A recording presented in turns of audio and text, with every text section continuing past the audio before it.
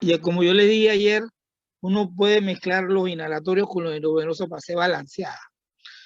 O puede usar puro endovenoso, se llama anestesia total intravenosa o TIVA. El medicamento que nosotros más utilizamos para la inducción, o sea, cuando vamos a empezar a dormir al paciente, es el propofol.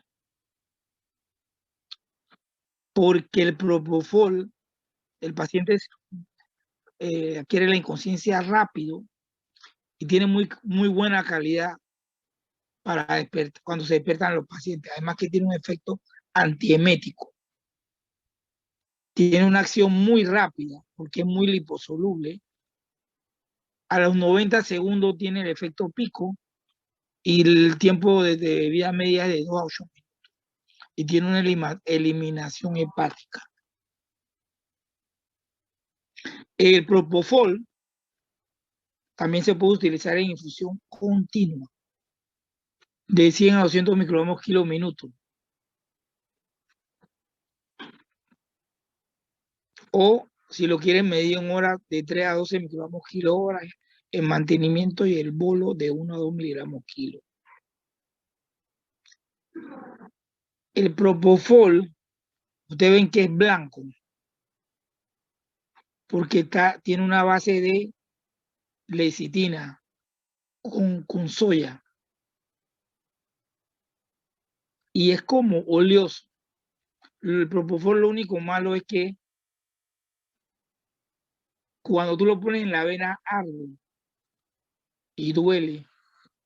Y básicamente sus efectos son: disminuye el fluido sanguíneo cerebral, disminuye el consumo de oxígeno cerebral, es anticonvulsivante, antiemético y antiprurítico a dosis bajas. Lo más importante de él es esto: disminuye el flujo sanguíneo cerebral, disminuye el consumo de oxígeno. Eso es útil para los pacientes que tienen trastorno neuroquirúrgico. Lo malo también es que baja la presión arterial, ya sea disminuyendo la resistencia vascular sistémica o disminuyendo el tono simpático o actúa sobre el músculo liso de los vasos sanguíneos y los relaja. Además, el propofol tiene una acción directa sobre el miocardio, deprimiendo la contracción intrínseca del corazón. Además, produce bradicardia y produce apnea. Es susceptible a producir alergia también, pero eso no es tan frecuente. Deben el propofol, que es como blanco. La ketamina, o lo que llaman anestesia disociativa, que yo les dije que inhibe receptores de metil de aspartato, tiene un inicio de acción rápida de 30 a 60 segundos por vía intravenosa, también se puede poner por vía intramuscular, y el inicio de 3 a 4 minutos, la recuperación de 10 a 15 minutos, la dosis es de 1 a 3 miligramos por kilo. Cuando nosotros usamos ketamina, nosotros utilizamos atropina y midazolam. ¿Por qué? Porque la ketamina produce mucha salivación y ponemos atropina para inhibir la salivación y damos midazolam o cualquier benzodiazepina porque la ketamina es un alucinógeno.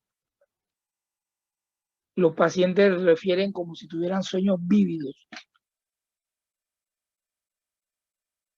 En el argot de la gente que se droga, la gente te dice a ti que tiene un buen viaje o tiene un mal viaje. Las alucinaciones pueden ser pesadillas o las alucinaciones pueden ser cosas espectaculares. Entonces nosotros le ponemos midazolam para disminuir la incidencia de eso. El midazolam bloquea todo eso. Y la ketamina tiene la ventaja de que no produce hipotensión,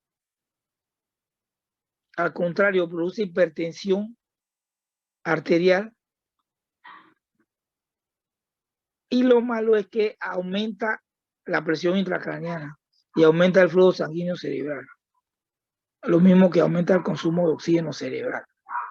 Así que en pacientes con trauma craneoencefálico que se sospecha aumento de presión intracraneal, nosotros no le podemos dar ketamina a esos pacientes. El otro inductor importante que nosotros tenemos, bueno, que teníamos, porque ya no hay, es un barbitúrico que se llama tiopental, que también tiene un inicio rápido de acción igual que el propofol. El efecto pico a los 30 segundos, 30 a 60 segundos. Este es más rápido que el propofol. Lo único que la recuperación de la conciencia se tarda más que el propofol y se metaboliza en forma muy lenta. Disminuye la presión intracraneal, disminuye el consumo de oxígeno hasta el 50%, pero este también disminuye la presión arterial, disminuye el gasto cardíaco y aumenta la frecuencia cardíaca, al contrario del propofol. Es importante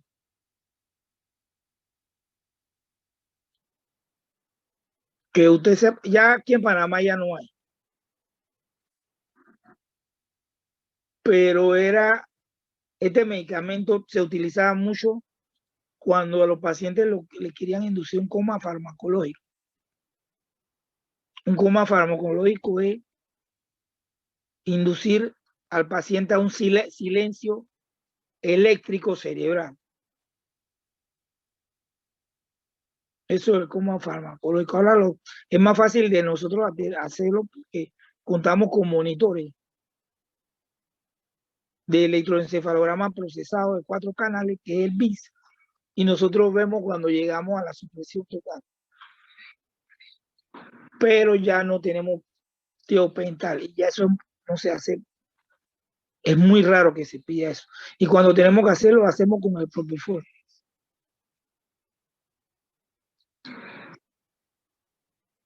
Lo malo del tiopental era que liberaba mucha histamina, o sea, hipotensión, y en los pacientes que tienen porfiria, producía crisis de porfiria. Era útil en convulsiones, útil en neurocirugía y útil para bajar la presión endotraqueal, endocraneal. La benzodiazepina, las que nosotros más utilizamos son estas tres: diazepam, midazolam y el lorazepam. Sobre todo el midazolam, a estas dosis que están aquí, para la inducción anestésica.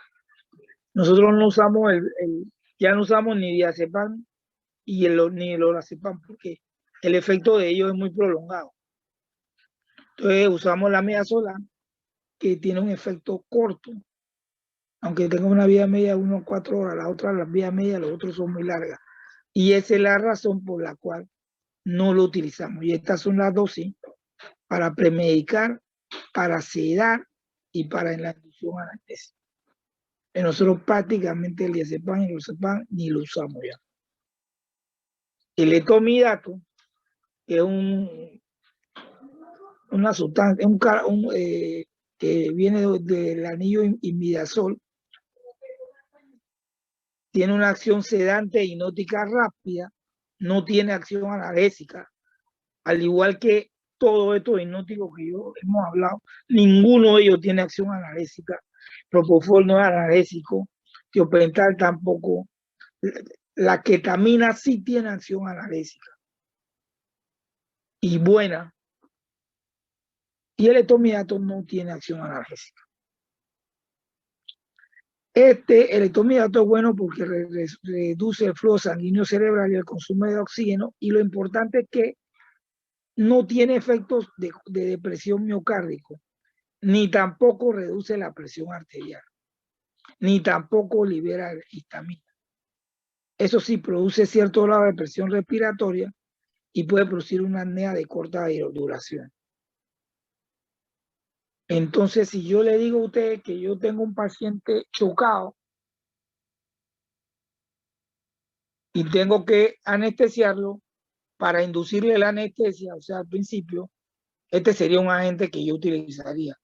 Y la otra alternativa es la ketamina, siempre y cuando el paciente no tenga trauma craneoencefálico.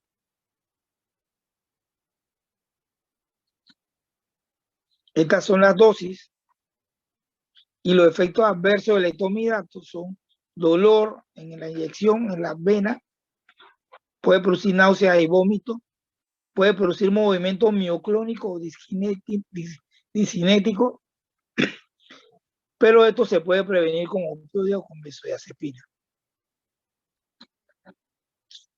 Entonces, llegamos a la analgesia. En realidad, en anestesia, para analgesia intraoperatoria, nosotros nada más usamos el fentanilo, el sulfentanilo, que en Panamá no hay, el alfentanilo, que en Panamá tampoco hay, y el remifentanilo, que sí hay. Entonces nosotros utilizamos o fentanilo o el remifentanilo. El fentanilo se utiliza más porque es más barato.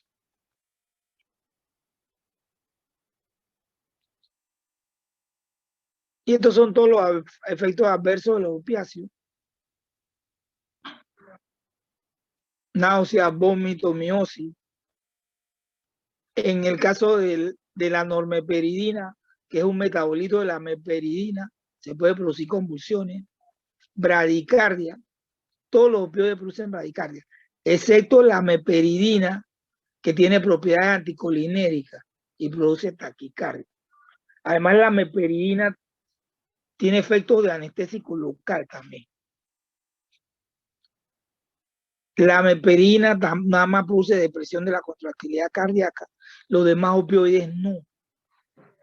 Algo de vasodilatación periférica, la liberación de histamina, solamente la morfina y la meperidina. El fentanilo y el remifentanilo no. Disminución de la motilidad intestinal, espasmo del esfínter de Ori. El fentanilo y el remifentanilo son capaces de producir esto. La rigidez muscular, especialmente cuando lo damos a dosis alta y lo ponemos rápidamente. Esto se le llama también tórax leñoso. El tórax se pone tan rígido que es muy difícil de ventilar. ¿Y con qué tú llegas a contrarrestar esto? O con le ponemos relajantes musculares a los pacientes para contrarrestar el tórax leñoso. Y los opioides también disminuyen la tasa, el consumo de oxígeno, la tasa metabólica cerebral. Y algo bien importante que no lo hacen los otros medicamentos. Bloquean la liberación de hormonas de estrés. Y esta es probablemente una razón poderosa para los opioides. Ahora mismo en el mundo hay una tendencia a dar anestesia libre de opioides. ¿Por qué? Porque se ha probado que si tú usas opioides, puede producir una hiperalgesia postoperatoria. O sea, durante la anestesia no bloquea la antinocicepción y das analgesia, pero en el postoperatorio, cuando tú lo quitas,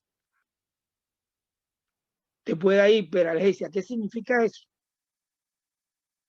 Que el umbral del dolor te lo disminuye totalmente. Inclusive, alrededor de la herida quirúrgica o en la herida quirúrgica, el paciente refiere más dolor que el que debería tener. Entonces, ¿qué nosotros hacemos para contrarrestar la hiperalgesia producida sobre todo por el remifentanil y el fentanil? Que cuando va terminando la cirugía, nosotros le ponemos morfina. O hacemos bloqueo periférico o ponemos catéteres epidurales para ponerle anestésico local para que una vez que termine la cirugía el paciente queda con anestésica local que le quita el dolor. Eso es lo que generalmente hacemos.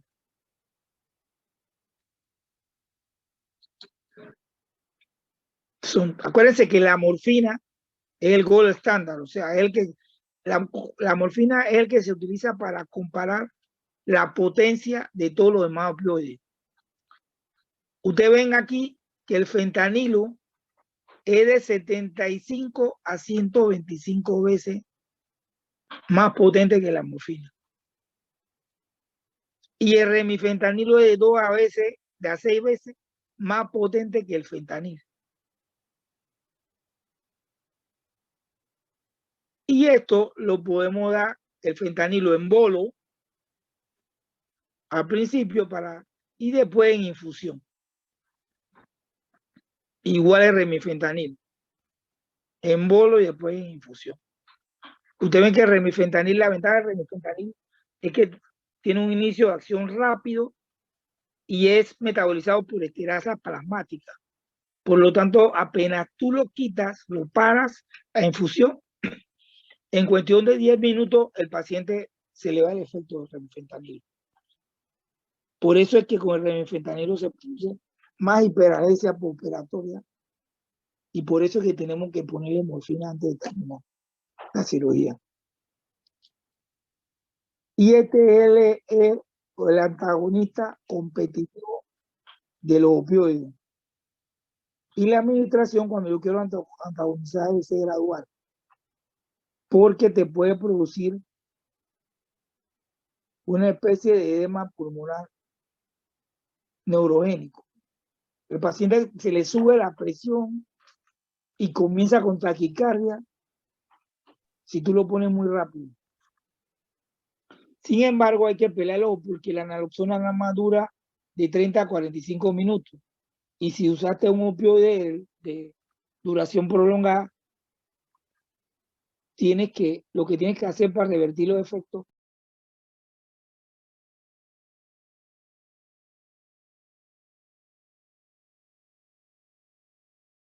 pones naloxona y estás poniendo, por ejemplo, un opioide, sospecha de una intoxicación por opioide, por ejemplo, por morfina o por meperidina inclusive, y ves que la dosis es muy alta, acusaron de morfina, además del bolo tienes que poner una infusión continua de naloxona.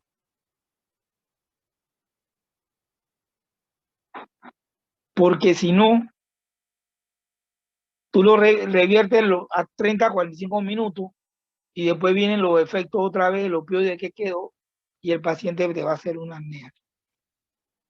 Y como le dije, cuando tú lo antagonizas demasiado rápido, se produce una estimulación simpática abrupta. El paciente va a tener dolor, taquicardia, irritabilidad ventricular, hipertensión y pueda llegar a ser edema pulmonar.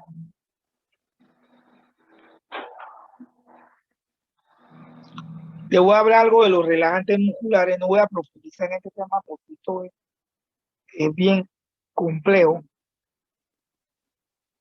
Entonces, cuando nosotros anestesiamos a un paciente que requiere intubación endotraqueal, nosotros generalmente, además del hipnótico y del opioide, le damos un relajante muscular. Paralizamos el diafragma y los intercostales. ¿Para qué? Porque para que se nos haga más fácil la intubación. Se ha demostrado que con el uso de relajantes musculares, la intubación endotraqueal es mucho más fácil que si yo no uso relajantes musculares. Y además tienen menos complicaciones. Entonces nosotros generalmente lo que nosotros hacemos es hipnótico, el paciente se duerme, ponemos opioides, ponemos relajantes musculares, esperamos el tiempo de acción de los relajantes musculares, intubamos y ahí decidimos qué hacemos. Si vamos a una anestesia total intravenosa o si vamos a una inhalatoria o si mezclamos a inhalatoria con endovenoso. De hecho, ya mezclamos porque ya le metimos opioide al paciente. Entonces, los relajantes musculares son de dos tipos, los depolarizantes y los no depolarizantes. El único depolarizante es la succinilcolina. Y de los no depolarizantes, aquí en Panamá, tenemos el atracurio y el rocuronio. Esos son los dos. Y usted ve que esta es la dosis de intubación, 0.5 miligramos por kilo, y hace efecto en 3 minutos y dura más o menos esto. Y el rocuronio, la dosis de intubación, es hasta 1 miligramo por kilo, hace efecto más rápido que el atracurio y más o menos el mismo tiempo.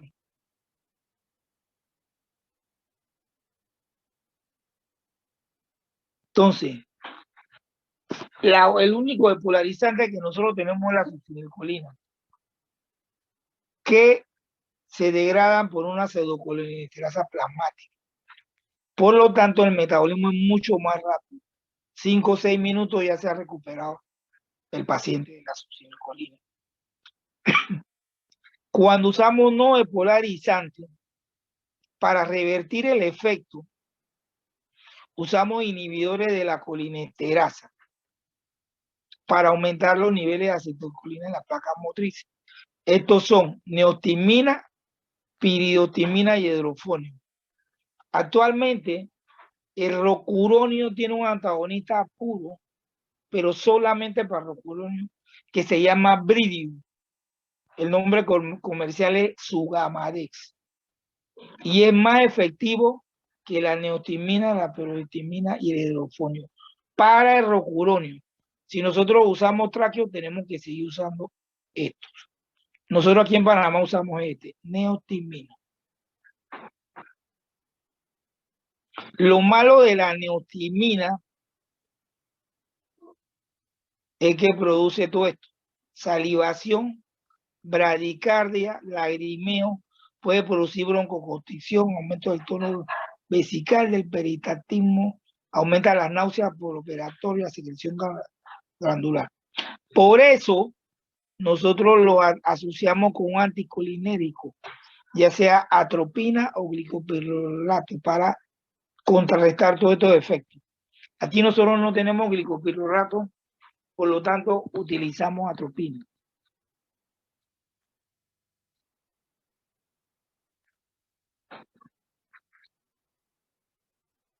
¿Alguna pregunta de los anestésicos endovenosos? El que nosotros... antes que se me olvide, esto es lo primero que voy a presentar y se me olvidó. Yo necesito que usted me dé un contacto o un correo, un mail, para que me vaya a mandarle unos artículos que quiero que lea. Doctor, ¿puede volver a mencionar el nombre del antagonista del rocuronio, por favor? Bridium, B-R-I-D-I-O-N.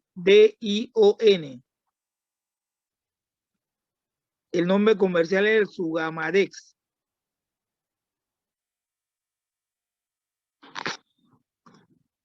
Gracias. ¿Usted tiene algún correo o algo así? Sí, doctor. ¿Cuál es? Pero no sé si quieren que al final la representante o el representante se lo envíe. Sí, dale. Fue el que me escribió. Creo que sí. Dale, que se explique, pues.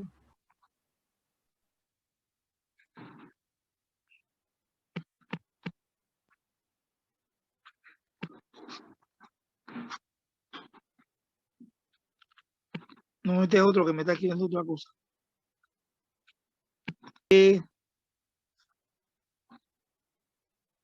Usted tiene mi celular, ¿ah? Vamos a lo que es la anestesia regional.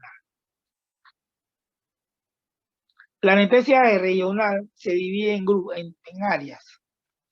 Puedo poner bloqueos nerviosos periféricos de plexus. Puedo poner bloqueos nerviosos de nervios específicos. Puedo poner bloqueo con anestésicos locales de planos subcutáneos. Puedo poner bloqueos, lo que se llaman bloqueos miofaciales, que depositan los anestésicos locales entre la fascia y por ahí corren nervios. Entonces, podemos bloquear eso. Y Hoy nomás solamente vamos a hablar sobre el bloqueo del eje central o neuroaxiales, que son el bloqueo epidural y el bloqueo raquídeo. Entonces, siempre yo tengo que tener en cuenta más o menos cuánto va a ser la duración de la cirugía, en qué posición va el paciente y todas las comorbilidades que tiene.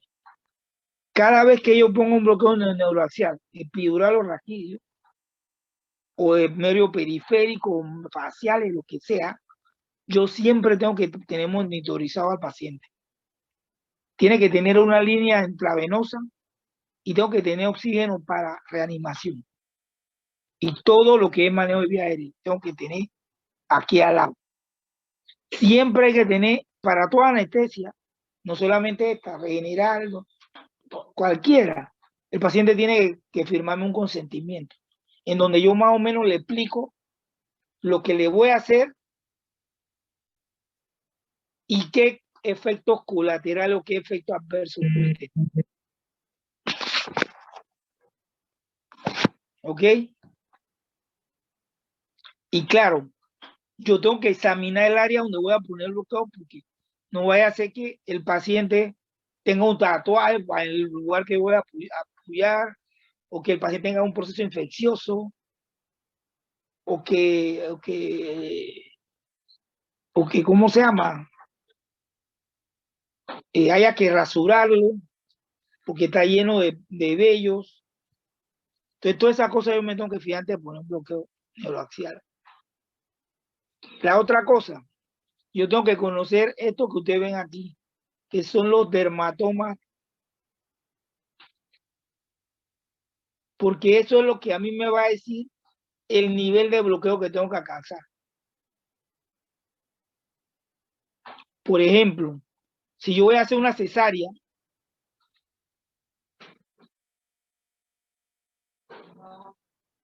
lo ideal es que mi bloqueo tiene que alcanzar por lo menos el nivel de los pezones, T4. Si yo voy a hacer una cirugía de vejiga, por ejemplo, el nivel que tengo que alcanzar es de 10, que es a nivel del ombligo. Si yo voy a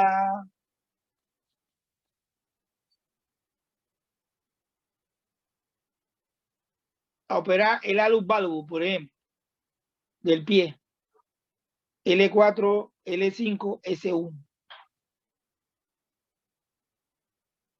Y así, yo tengo que ir viendo dónde va a ser la cirugía para yo saber a qué nivel tengo que poner bloqueo y hasta dónde debe llegar.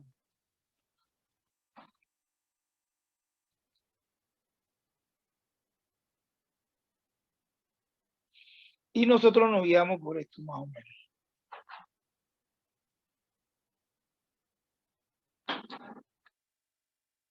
Entonces, vamos ya a cada técnica. ¿Qué es la anestesia raquídea? Es una técnica de anestesia local, regional, que consiste en la aplicación de anestésicos locales en el espacio subaracnoideo, en el líquido cefalorraquídeo que baña la médula espinal. Entonces, lo que yo hago con una anestesia raquídea es como si ustedes hicieran una punción para el líquido cefalorraquídeo. Funciono, espero que salga el líquido, introduzco un anestésico local. Hay dos formas de colocar pacientes, ya sean de cúbito lateral, los muslos y las piernas se doblan todo lo posible para incrementar el espacio entre las apófisis espinosas y facilitar que abra los espacios intervertebrales para que yo pueda colocar bien mi aguja y llegar hasta allá. Y la otra forma es sentado el paciente. En decúbito prono, ya nosotros no lo hacemos en decúbito prono, pero generalmente los cardiólogos a veces ellos lo utilizan así en decúbito prono. Nosotros lo sentamos o lo ponemos de esta forma. En los niños, igual, así como ustedes ven aquí. Siempre alguien te debe ayudar porque esta posición para el paciente no es un poco incómoda, entonces alguien tiene que ayudar a que el paciente no se mueva. Por eso es que la mayoría nosotros la ponemos sentado porque ahí no necesariamente necesitamos ayuda.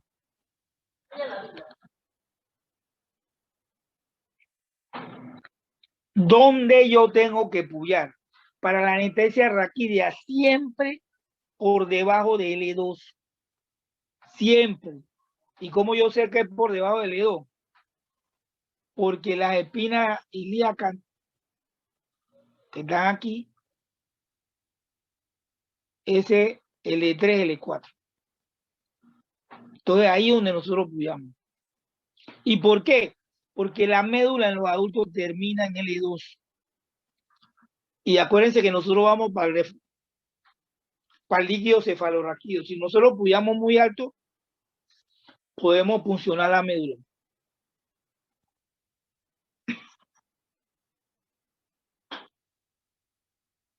Entonces, L3, L4 o L4, L5.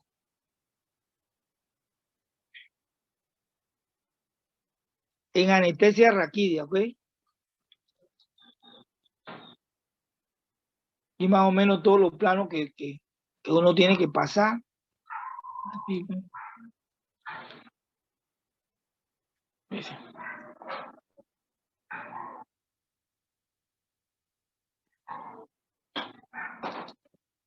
Y estos son los que uno tiene que tener. Campos estériles, las agujas para funcionar, la jeringuilla, solución para limpiar.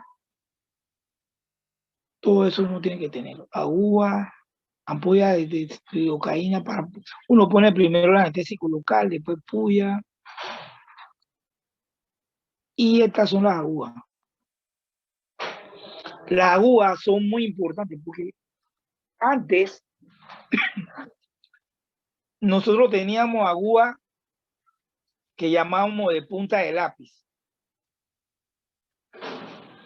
¿Qué pasaba? El agujero que hacían esas agujas en la dura madre hacían que después que nosotros sacáramos la aguja se filtraba líquido por ahí, cefalorraquídeo, y una complicación que se daba casi en el 20% de los pacientes era una entidad que se llama cefalea por raquídea, que tiene la característica que a los pacientes en la mala edad sienten la cefalea cuando se levantan. Y ya nosotros sabemos que eso es porque con esa aguja quedaba el hueco y se seguía saliendo el líquido cefalorraquídeo. Eso hacía que la presión intracraneal bajara y traccionara los vasos sanguíneos. Y eso cuando el paciente se levantaba le daba dolor de cabeza. Que a veces es bien severo y a veces con afectación de pares craneales. El paciente podía tener diplopia, podía tener tinnitus. Entonces, era una complicación que se da muy frecuente. Y por eso la anestesia raquídea comenzó a abandonarse. Pero ahora, y segundo, porque el calibre de la aguja era muy grueso. Nosotros teníamos calibre 22. Entonces, ¿qué pasó? Comenzamos a tener aguja a punta de lápiz, que primero era mucho más delgada. Ahora tenemos 25, 27, 29. Y el agujero, y la forma de la aguja en la punta, como en punta de lápiz, separaban la fibra de la dura madre solamente. O sea que prácticamente después que nosotros quitamos la aguja, no se salía líquido. Entonces bajamos la incidencia de cefalea por raquídea de 20% prácticamente a menos de 1%.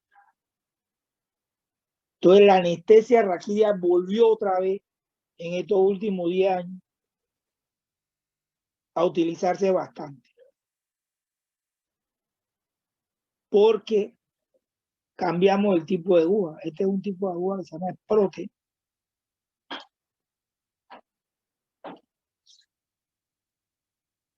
Y por eso estamos utilizando bastante anestesia rápida ahora. Entonces, ¿qué cosa yo tengo que sobrepasar para llegar hasta allá, hasta la dura madre? El ligamento supraespinoso, el ligamento interespinoso, el ligamento amarillo. Después del ligamento amarillo viene la dura madre. Y como le dije, siempre introducir por debajo del E2. Y usted sabe que las meninges tienen 3 capas. La pia madre, la araemio y la dura madre. Una vez que tú perforas la dura madre, sale bien el líquido cefalorraquídeo.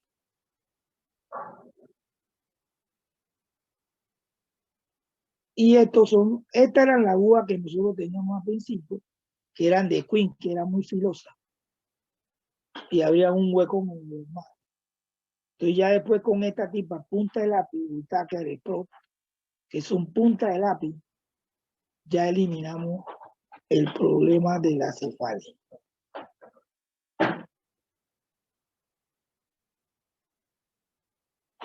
Hay Queen que 25 también, pero si yo comparo una Queen que 25 con una Whittaker Pro 25, la incidencia de cefalia por aquí es mucho, mucho más baja.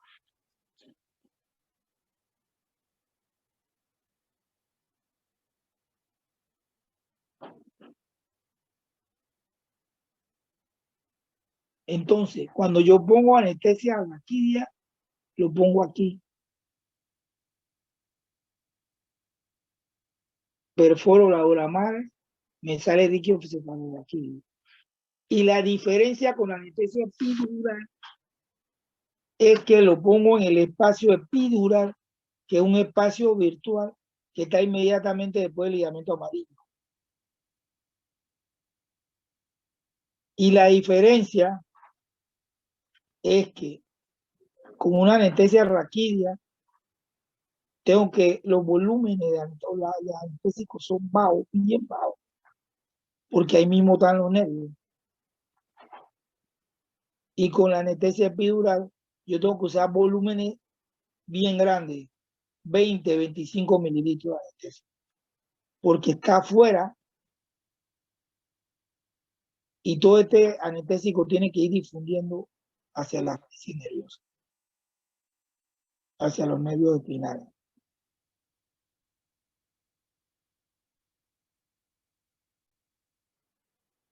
Con la anestesia raquídea, el efecto en 3 minutos ya está instalada. Con la anestesia epidural tengo que esperar 15, 20 minutos. Vuelve la punta de lápiz. Este es el número 27 y este es una Whittaker 25. Miren la punta que parece como un lápiz. Este ha sido un gran invento para nosotros porque ha disminuido la incidencia de cefalea por la. Entonces, cuando yo pongo una anestesia raquídea o epidural, produzco un bloqueo simpático. Desde el nivel que yo pongo para abajo, produzco un bloqueo simpático. ¿Qué significa eso?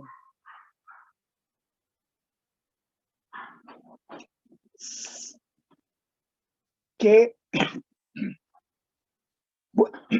voy a disminuir o voy a producir una vasodilatación arterial y venosa. Cuando produzco la vasodilatación venosa, disminuyo el retorno venoso. Y al disminuir el retorno venoso, le llega menos sangre al corazón y el gasto cardíaco disminuye y la presión arterial disminuye.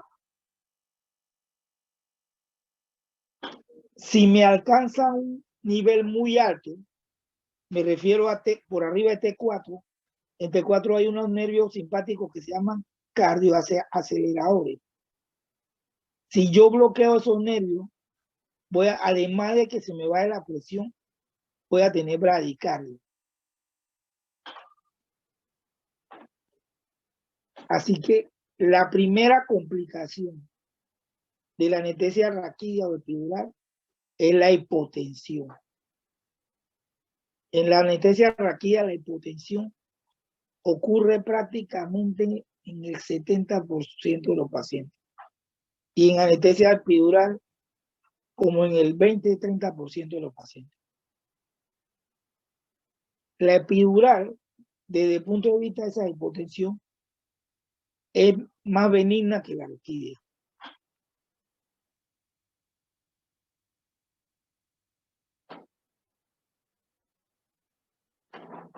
Entonces hay hipotensión con bradicardia, ya le digo. Si el bloqueo raquídeo sube mucho, voy a bloquear fresco.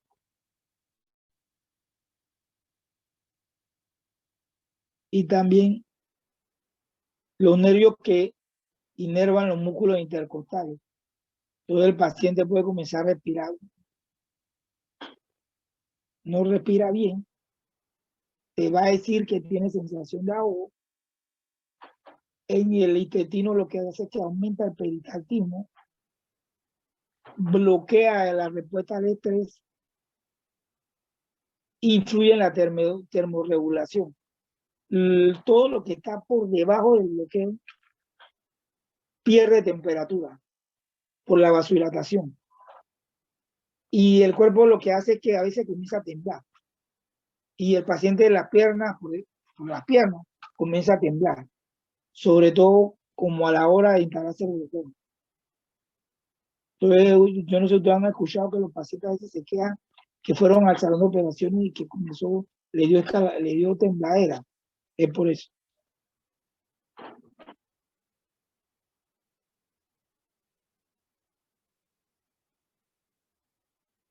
Entonces, tú vienes, sientas al paciente, desinfectas la zona, introduces la aguja, retira, eso viene con una guía, retira la guía, comprueba si hay salida de líquido cefalorraquídeo, coloca el anestésico, retira la aguja y uno coloca un apósito aquí.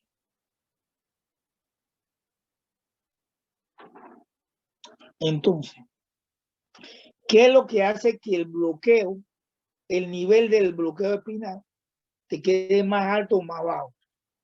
Depende primero de la dosis que utilizaste de la anestesia.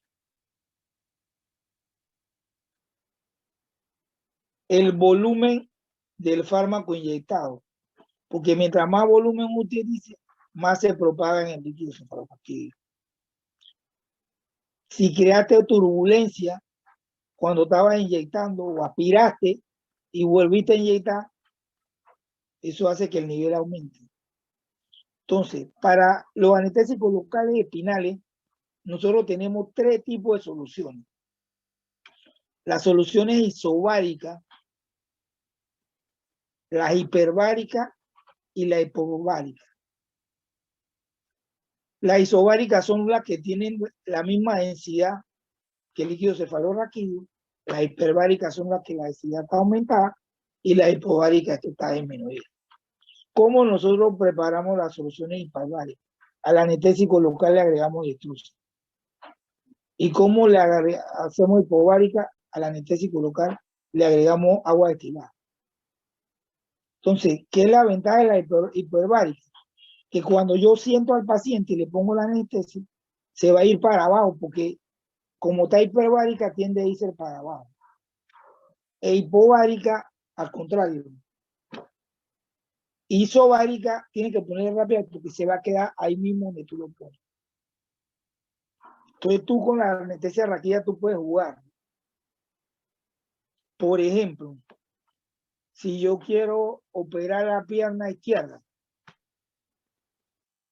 yo agarro y le pongo una anestesia raquídea en decúbito lateral izquierdo, o sea, con la pierna para abajo, y le dejo al paciente un rato ahí, de manera tal que todo el anestésico, si es hiperbárico, se me vaya para el lado izquierdo que está abajo. O al revés, yo quiero operar el lado derecho. lo pongo así mismo en decúbito izquierdo, pero le pongo una solución hipovárica. Y esa en vez de irse para abajo, se va a ir para el lado que está más arriba. Así que con la anestesia raquídea uno puede hacer esos huevos. Si el paciente tiene aumento de la presión intraabdominal, eso también hace que el nivel de bloqueo espinal aumente.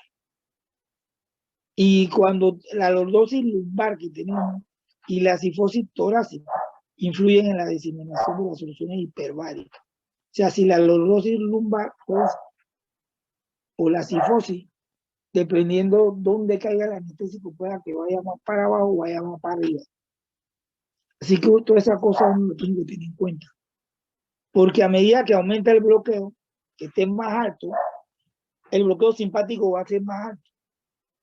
Por lo tanto, la hipertensión también va a ser mayor.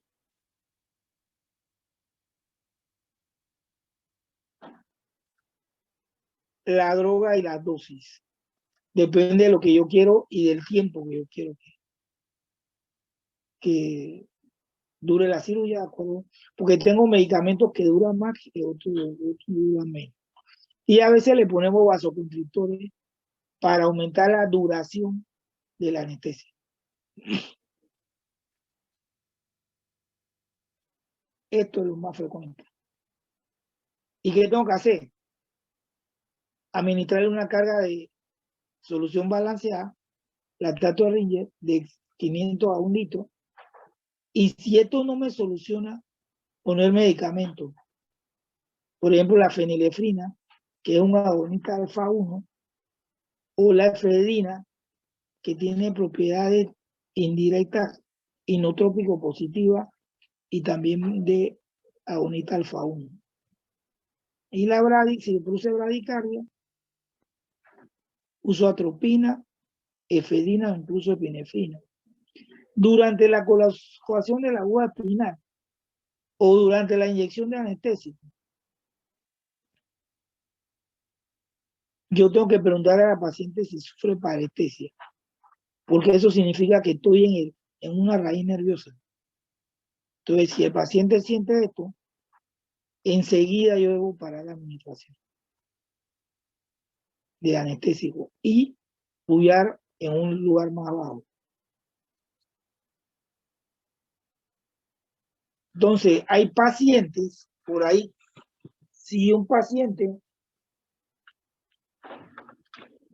yo lo puyo y puyo una vena que puede pasar y sale sangre, o una mezcla de sangre y líquido cefalorraquídeo, si la sangre no se aclara, o sea, espera un rato. Y si hay sangre con líquido cefalorraquídeo, la sangre va a dejar de salir y el líquido cefalorraquídeo se va a aclarar. Ahí no hay problema. Si sigue saliendo sangre, tengo que sacar la aguja y puyar en otro sitio. Si el paciente presenta disnea o dificultad para respirar, en la anestesia raquídea es porque el nivel subió mucho y bloqueó el frénico. Y también produce náuseas y vómito. Esto ocurre en los pacientes cuando hay hipotensión o hay una estimulación vagal sin oposición. Así que todas estas cosas pueden pasar en la raquídea. Como le dije, es una otra lo de la cefalea por punción lumbar dura se empeora característicamente si el paciente se sienta o se pone de pie y mejora al acostarse. Dolor de cabeza occipital severo que se irradia a la región cervical posterior. O el paciente también puede quedar con algo de dolor de espalda. O el paciente puede tener retención urinaria. Y esto puede durar más que el bloqueo sensorial motor. Acuérdense que con la anestesia raquídea nosotros, además del bloqueo simpático, ponemos un bloqueo sensitivo y un bloqueo motor. O sea, el paciente no va a poder mover la pierna. Además de mucetina, no va a poder mover la pierna.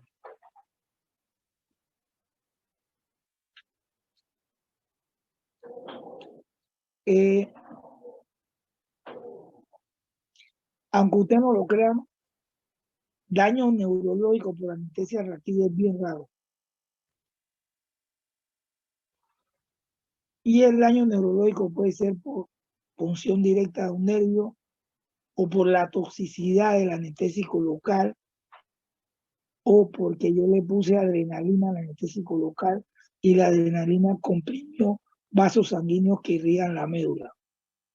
La adrenalina produce vasoconstricción y le llegó menos sangre a esa parte de la médula. Pero el daño neurológico con anestesia reactiva es bien raro. Y hay una cosa que se describe con la anestesia reactiva, que es el síndrome neurológico transitorio, que es un dolor radicular severo, espontáneo, que es evidente después de la resolución de la anestesia y dura de 2 a 7 días después de una anestesia espinal dorsal. Este síndrome está relacionado con la lidocaína pesada, hiperbárica. Por eso ya nosotros no usamos lidocaína hiperbárica para anestesia reactiva, usamos marcaína. Y la infección, que está también es una cosa catastrófica. Pero gracias a Dios es raro. Puede ocurrir meningitis, aracnoiditis y un acceso epidural. Aquí están todas las complicaciones que ya hemos hablado. Las contraindicaciones. Que el paciente tenga sepsis local, o sea, ahí en lugar de la inyección, o que tenga septicemia, o que tenga enfermedades del sistema nervioso central, o deformidades de la columna. Esto no, ya de forma de la vida no. Insuficiencia cardíaca tampoco está para contraindicación. Esto sí, si el paciente está en shock no lo puedo poner. Esto no. Anemia tampoco. Coagulopatía sí. O sea, yo no puedo apoyar si el paciente tiene trastorno de la coagulación. Sepsis generalizada sí. Aumento de la presión intracranial tampoco puedo apoyar con paciente. Y si el paciente se niega, tampoco lo debo hacer. Y la anestesia peridural básicamente es una forma de anestesia regional conductiva, inyecta el anestésico local en el espacio epidural. El espacio epidural viene el ligamento, viene la piel, tejido celular subcutáneo, ligamento supraespinoso, interespinoso, ligamento amarillo. Entre el ligamento amarillo y la dura madre está el espacio epidural. Después de la dura madre viene el espacio subdural, que también, después la aracnoide y después el espacio subaracnoideo, que es donde depositamos el anestésico local para la anestesia raquídea, en el espacio subaracnoideo, y para la anestesia epidural en el espacio epidural, que es un espacio virtual. Este espacio se extiende de la base del cráneo hasta la membrana sacrococcígea. Su límite posterior está formado por el ligamento amarillo y la superficie anterior de la lámina de la apófisis articular. Su límite anterior está compuesto por el ligamento longitudinal posterior que cubre los cuerpos vertebrales y los discos intervertebrales. Usted pasa todo esto hasta que llega al espacio epidural, que es este que está aquí. Aquí está la dura madre y aquí está el ligamento amarillo. Entre la dura madre y el ligamento amarillo, usted tiene el espacio epidural. Igual, lo puede poner así, o lo puede poner el paciente sentado.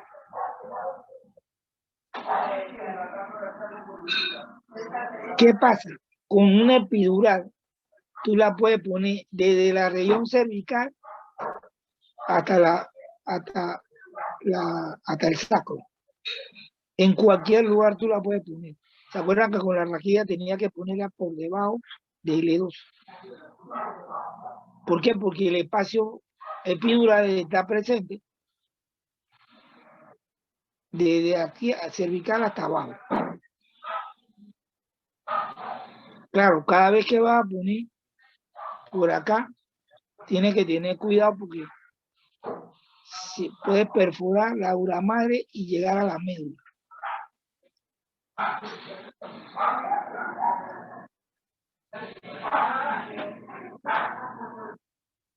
Entonces, igual que la raquidia, se produce vasodilatación y disminución de la presión arterial, se bloquean las fibras de la temperatura, dolor, tacto, presión motora, proprioceptiva, igual, todo esto igual que la raquidia. ¿Qué pasa con el epidural? El bloqueo de esto es más lento y por eso es que la hipotensión que produce es menor que la raquidia. Acuérdense que en la raquidia tú la pones y a los 2 o 3 minutos dice efecto.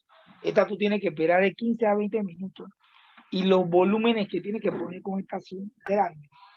En la anestesia raquidia pones 1 o 2 mililitros y aquí tienes que poner como 20 mililitros.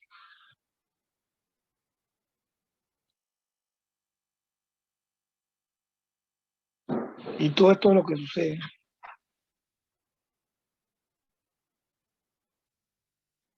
El sitio donde se pone. Entonces, ¿cómo yo localizo el espacio epidural? Como les dije, el espacio epidural es un espacio virtual, por lo tanto tiene presión negativa.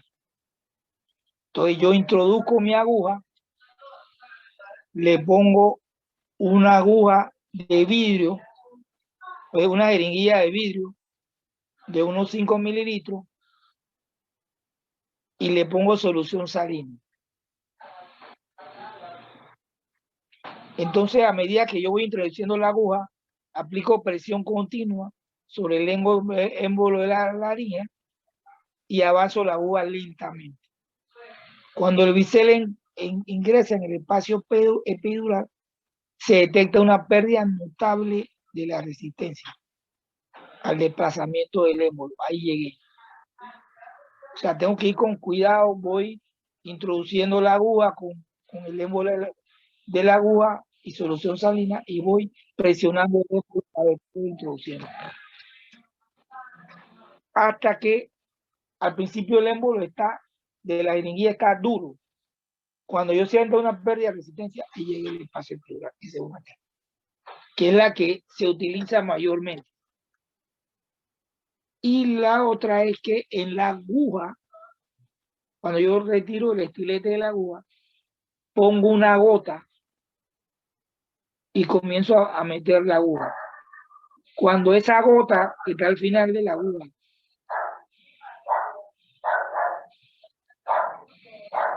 se aspira, significa que estoy en el espacio epidural. Ya esta no se usa. Porque ha sido, no es tan eficaz como esto.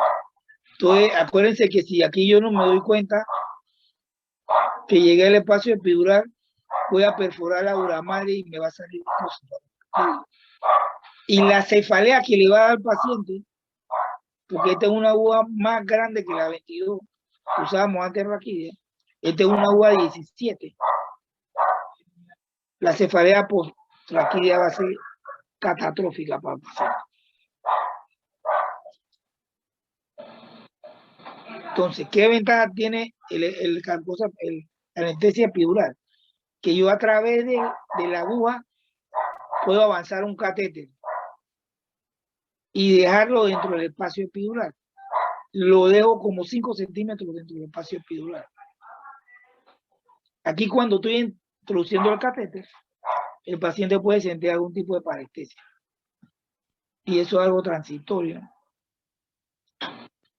Y con ese catéter yo puedo seguir administrando una infusión de anestésicos locales. O sea que el paciente le puedo dar analgesia por el tiempo que yo quiero.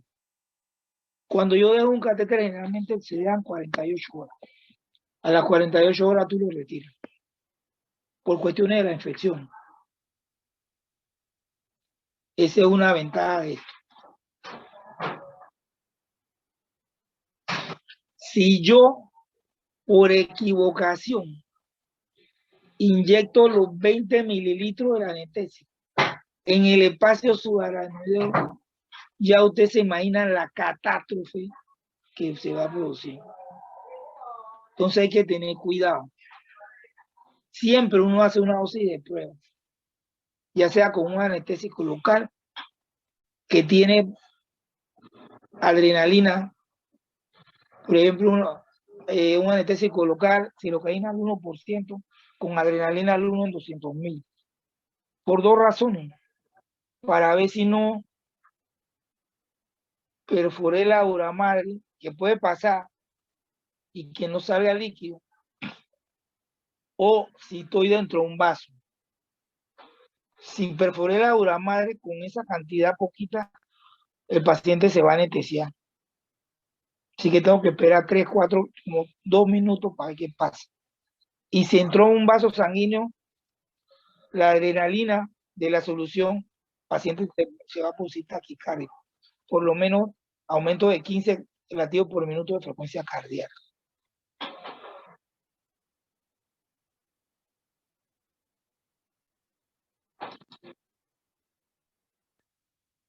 Entonces, por el catéter, para seguridad, lo que uno debe hacer es no poner los 20 mililitros de un solo tangarazo, sino que uno alcanza el espacio epidural, coloca el catéter y después que coloca el catéter,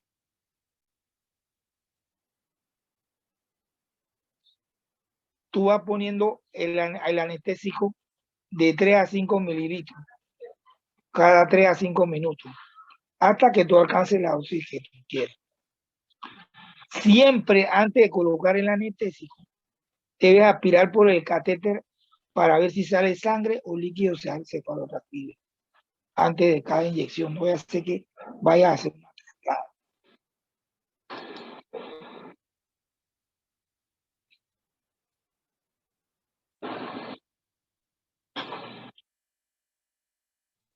Entonces, si yo, por ejemplo, quiero alcanzar T4, nivel de T4, yo tengo que poner 1.6 mililitros de anestésico por cada metámera que yo quiera hasta T4.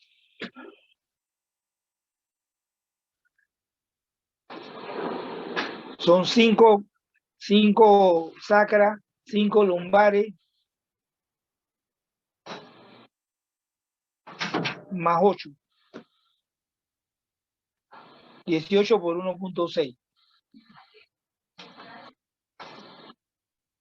Pero en realidad nosotros generalmente ponemos de 20 a 25 mililitros.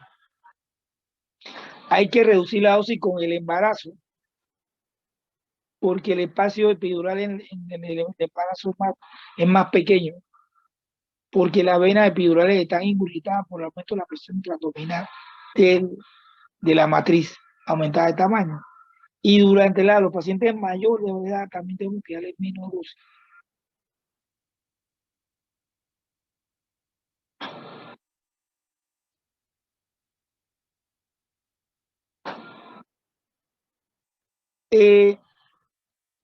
¿Por qué la raquidia predominó sobre la epidural?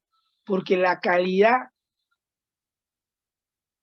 del bloqueo con la raquidia, del bloqueo sensitivo y motor, es mucho mejor que con la epidural. O sea, los pacientes no sienten nada con la raquidia. De repente con la epidural el paciente siente que como que lo tocan o lo alan, pero no debe sentir dolor. Hay pacientes que eso le incomoda. Por eso es que hemos cambiado. Después de haber puesto epidural, primero raquidia, después epidural, hemos venido otra vez a la raquidia.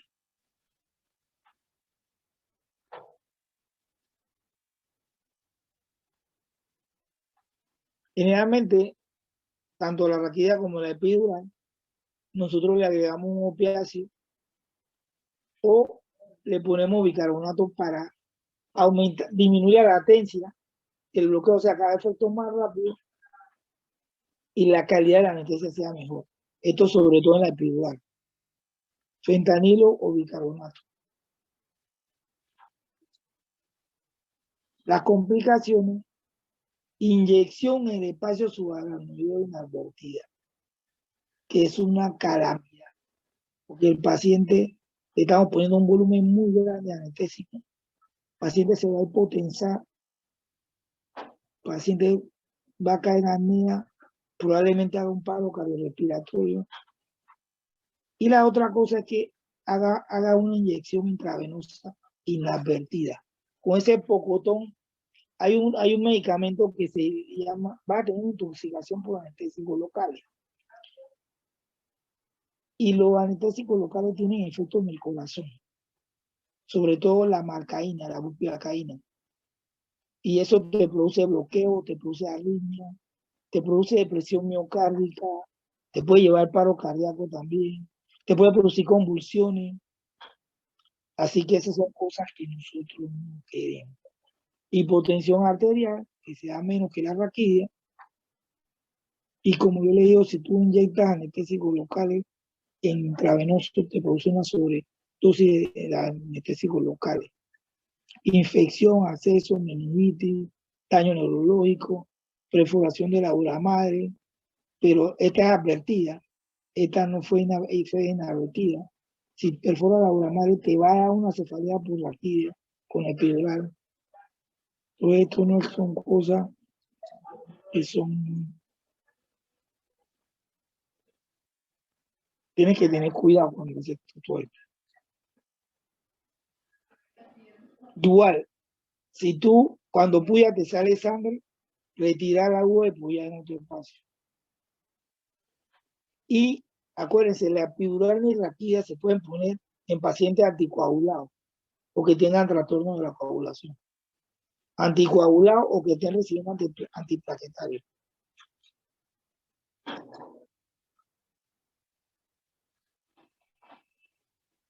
Los catéteres, por desgracia, pueden romperse y quedarse retenidos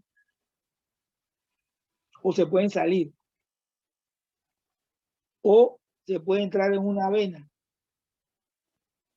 o hay veces que no puedes sacar catéter.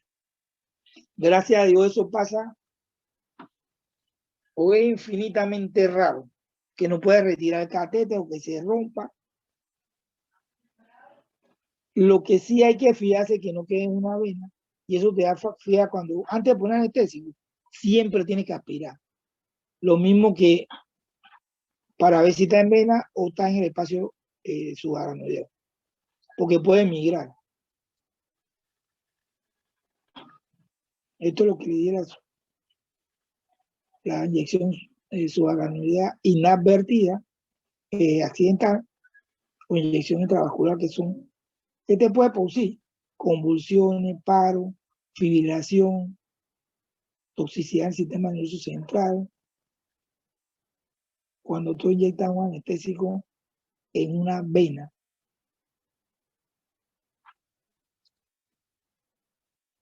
Esto,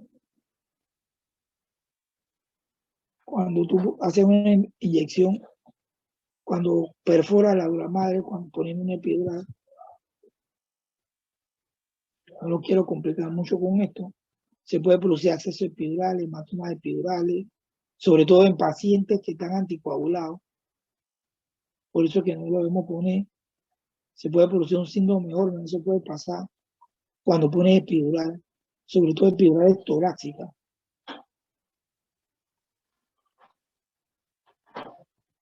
Y estas son más o menos una comparación de las dos, que yo más o menos le venía hablando.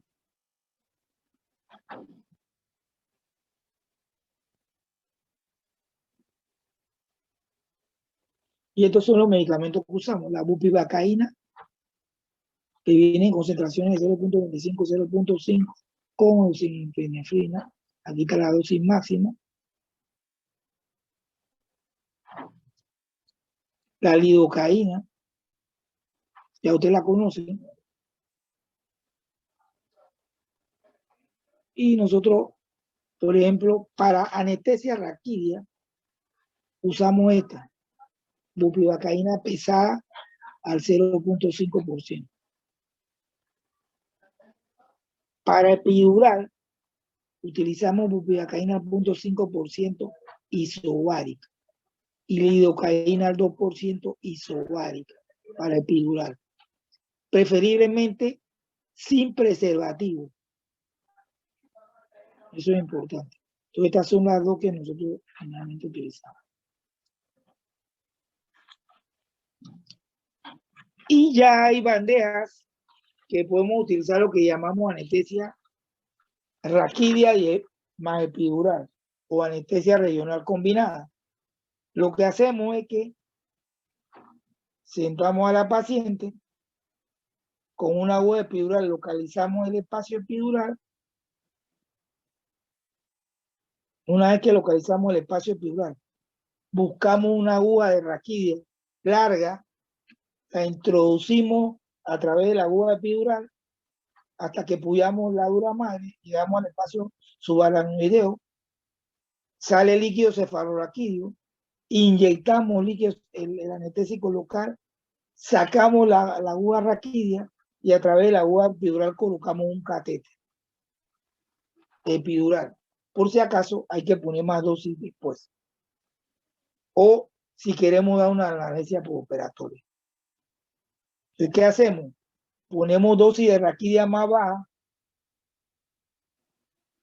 y si nos quedó, nos falta algo si el paciente quedó con algo de sensación, a través del catéter le vamos poniendo más anestesia hasta que alcanzamos el nivel que nosotros esperamos. Eso es una anestesia regional combinada. Y lo último es la anestesia caudal, que sobre todo en los niños, en el conducto caudal, en la membrana sacrococcígea, que es una capa delgada del tejido fibroso que cubre el hiato sacro. Y se aplica para procedimientos quirúrgicos estéticos de la región perineal y sacra. Nosotros ahora nada más la anestesia caudal se utiliza en niños prácticamente. Para cirugía perineal y para cirugía urológica en niños. Y esto es lo que le dice.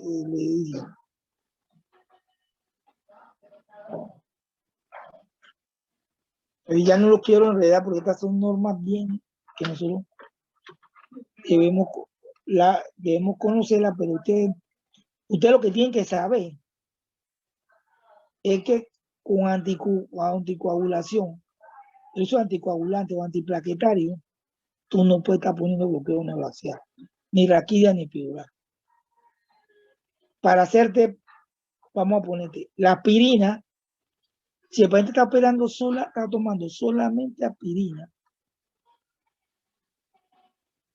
tú puedes poner anestesia epidural o raquídea. Si el paciente está tomando aspirina y un AINES, ya no le puede poner anestesia epidural o raquídea hasta de 5 a 7 días. O sea, el paciente tiene que suspender la aspirina de 5 a 7 días por lo menos. Y si no puede, tienes que darle anestesia general. Por ejemplo, la heparina de bajo peso molecular. Tienen que pasar 12 horas desde que se la pusieron para tú ponerle una anestesia raquídea o epidural. Eso cuando das la heparina de bajo peso molecular de forma profiláctica. O sea, que se pone una vez al día. Pero si la pone de forma terapéutica, son 2 veces al día, tiene que esperar 24 horas para poner una anestesia raquídea o epidural. Si el paciente toma antiplaquetario, por ejemplo, el más común es el Plavix, el paciente tiene que esperar por lo menos de 7 a 10 días para poner una anestesia epidural o raquídea. Y si el paciente tiene warfarina, la debe suspender de 3 a 5 días antes de ponerle una anestesia epidural. Ya hay otros, por ejemplo, Hay otros anticoagulantes como el liquis, creo que apisaban, el otro es, ¿cómo se llama? Se me olvidó el nombre. Bueno, eso depende de cada cual y depende de la edad de los pacientes. Pero hay que esperar 3 vidas medias del medicamento para poder poner una anestesia epidural aquí. Aquí está lo de la pared.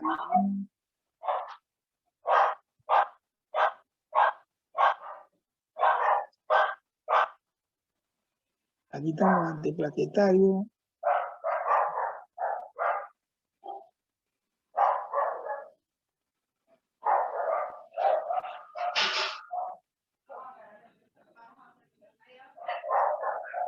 Y si al paciente le han dado terapia trombolítica, tiene que esperar por lo menos 10 días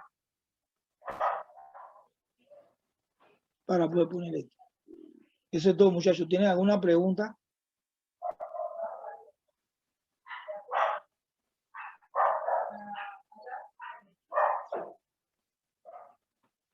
Esto usted la debe saber, porque cuando usted hace en el internado, que reciben un paciente que bajó del salón y que le pusieron epidural o raquídea y de repente pasa algo, ya usted tiene que saber qué hacer.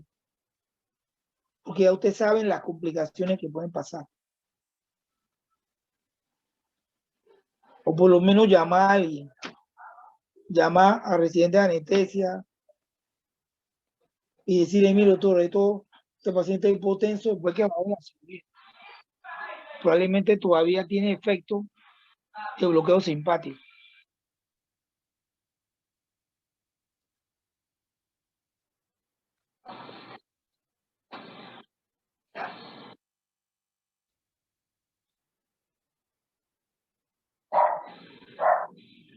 Nadie tiene ninguna pregunta. Creo que no, doctor. Nosotros al final del semestre vamos a hacer unos talleres de vía aérea. Esos talleres van a ser exclusivamente de vía aérea. Ahí vamos a ver la anatomía de la vía aérea, evaluación de la vía aérea,